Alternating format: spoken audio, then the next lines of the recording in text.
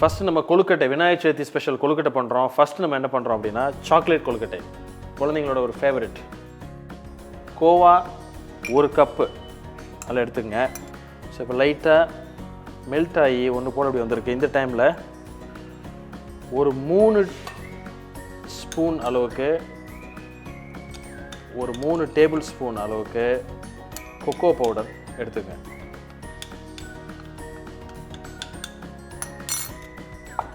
அதை நல்லா மிக்ஸ் பண்ணிடுவோம் ஒன்று போல்.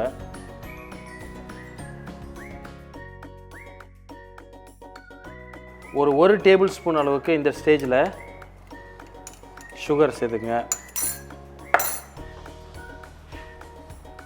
இந்த சுகர் நமக்கு லைட்டாக மிக்ஸ் ஆகி வரப்போ ஒரு 3 டேபிள் ஸ்பூன் அளவுக்கு நம்ம சாக்கோ சிப் எடுத்து வச்சுருக்கோம். இதுவும் ரெடிமேடாக நம்ம கடையிலே நிறைய கிடைக்குது. 1 டேபிள் ஸ்பூன் அளவுக்கு நெய்,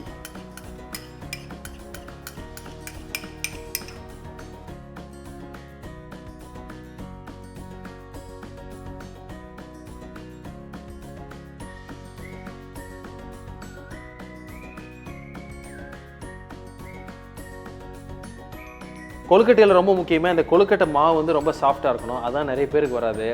அது கொழுக்கட்டை மாவுனே இப்போ ரெடிமேடாக கிடைக்குது. இல்லாட்டி இடியாப்ப மாவு கிடைக்கிறது நீங்கள் யூஸ் பண்ணலாம். வீட்டில் பண்ணுறது ரொம்ப ஈஸி, பர்ஃபெக்ட். அந்த கொழுக்கட்டை மாவுக்கு என்ன ரேஷியோ அப்படின்னா 2 பங்கு இட்லி அரிசியும் 1 பங்கு பச்சை அரிசியும் நல்லா கழுகி ஊற வச்சு நிழலில் உலர்த்தி அதை நல்லா ஃபைனாக அரைச்சி சளிச்சிட்டிங்கன்னா உங்களுக்கு ஒரு பர்ஃபெக்டான கொழுக்கட்டை மாவு ரெடி. இப்போ என்ன பண்ணுறேன், தண்ணி வந்து நான் கொதிக்க வச்சுருக்கேன். அது நல்லா கொதிச்சு வருது. அதை நான் எடுத்து வச்சுருக்கிற அந்த கொழுக்கட்டை மாவில் மிக்ஸ் பண்ணுறேன். ஒரு 2 பிஞ்ச் சால்ட் போட்டுக்கிறேன். ஸோ கொஞ்சம் ஊற்றிட்டு அந்த சூடு இருக்கிறப்பே நல்லா மிக்ஸ் பண்ணிடுங்க. கொஞ்சம் கொஞ்சமாக இந்த சுடு தண்ணியை சேர்த்து ஒரு நல்ல ஒரு டைட்டான மாவு. இந்த சுடு தண்ணி ஊற்றுறப்பே கிட்டத்தட்ட அந்த மாவு வெந்துடும். கொஞ்சம் வால்யூம் நமக்கு இன்க்ரீஸ் ஆகும். ஸோ அந்த நல்ல சூடு இருக்கிறப்பவே கொஞ்சம் மூடி வச்சு மூடிடுங்க. இப்போ நம்ம திறந்து பார்த்தோன்னா அந்த மாவு பார்த்தீங்கன்னா நல்லா சூடாகவே இருக்குன்னோம், பட் நல்லா சாஃப்ட் ஆயிடுச்சு. ஸோ இதுக்காக தான் நம்ம வெயிட் பண்ணோம். ஸோ இப்போ ஓவராலாக நம்ம பார்க்குறப்போ கொஞ்சம் தண்ணி வேணும் அதுக்கு, பட் நல்ல மாவு சாஃப்ட் ஆயிடுச்சு. ஸோ இப்போ கொஞ்சம் நம்ம தண்ணி லைட்டாக சேர்த்து நம்ம ஒரு மாவாக நம்ம பிசைஞ்சிடலாம். ஸோ நம்ம ஏற்கனவே சுட வச்சுருக்கிற தண்ணி கொஞ்சம் ஒரு 2 ஸ்பூன் நல்லெண்ணெய்,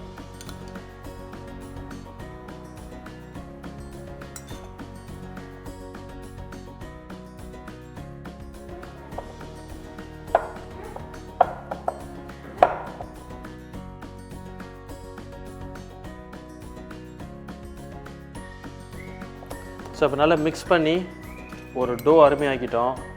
ஜஸ்ட் மேலே கொஞ்சம் இது ட்ரை ஆகாமல் இருக்கிறதுக்கு கொஞ்சம் நல்லெண்ணெய் போட்டு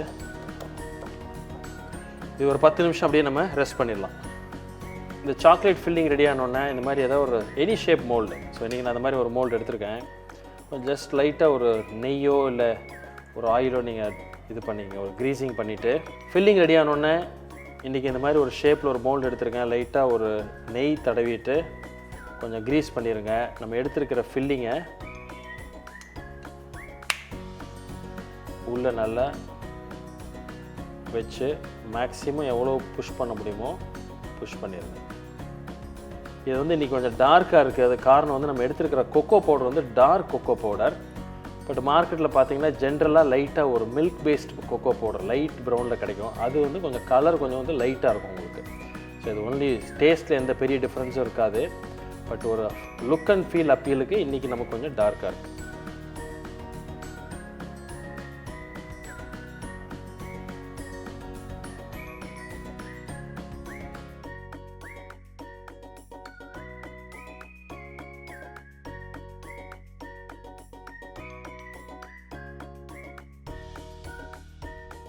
இப்போ நம்ம அடுத்து பண்ணுறது ஒரு ட்ரை ஃப்ரூட் ஃபில்லிங் பண்ணுறோம்.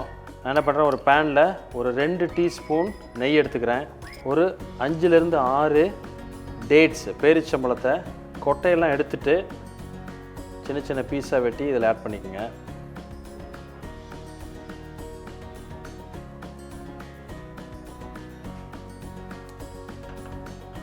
ஒரு 2 ஸ்பூன் நல்ல பொடியாக வெட்டி வச்சுருக்கிற பிஸ்தாச்சோ நட்ஸ் போட்டுங்க.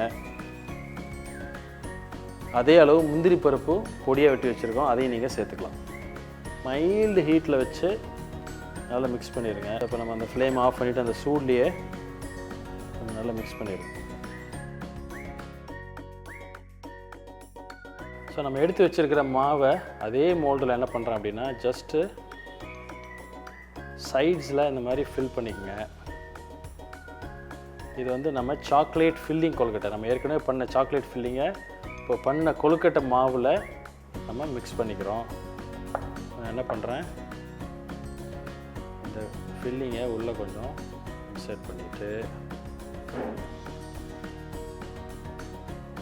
மேலே கொஞ்சம் மாவை வச்சு இது கவர் பண்ணிடலாம். ஸோ இப்போது இது இப்போ ரெடி ஆயிடுச்சு. இதை நம்ம வந்து ஸ்டீமிங் பண்ணணும். இதை தனியாக நம்ம எடுத்து வச்சிடலாம்.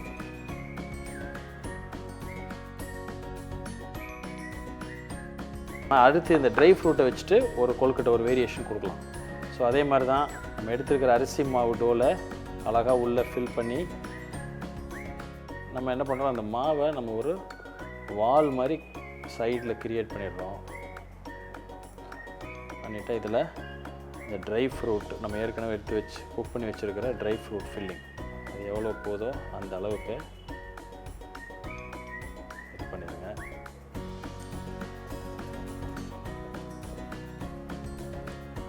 பண்ணிவிட்டு கொஞ்சம் மாவு வச்சு இதில் ஃபில் பண்ணிடலாம். ஸோ ட்ரை ஃப்ரூட் கொழுக்கட்டையும் நமக்கு இப்போது ரெடி ஆயிடுச்சு. இது இப்போ நம்ம ஸ்டீம் பண்ணணும்.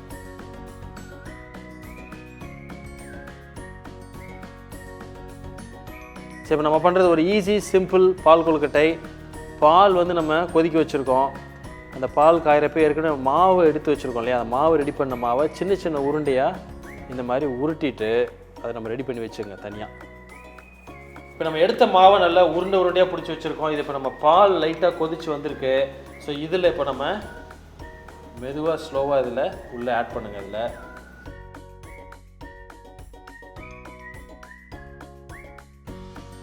ஸோ இது இப்போ நம்ம ஒரு வாட்டி உள்ளே நம்ம போட்டுட்டு ஒரு வாட்டி மிக்ஸ் பண்ணிடுங்க.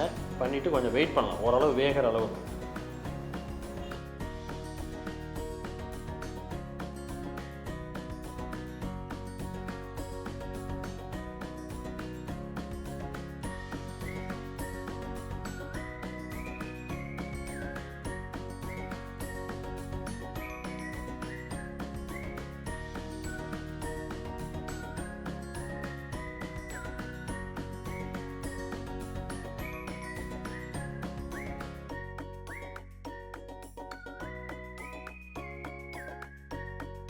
நம்ம கிட்டத்தட்ட ஒரு 10 நிமிஷம் நம்ம அந்த கொழுக்கட்டை போட்டு ஓரளவு வெந்துருச்சு. இப்போது ஒரு 1/2 கப் சுகரை நான் அதில் சேர்த்துக்கிறேன்.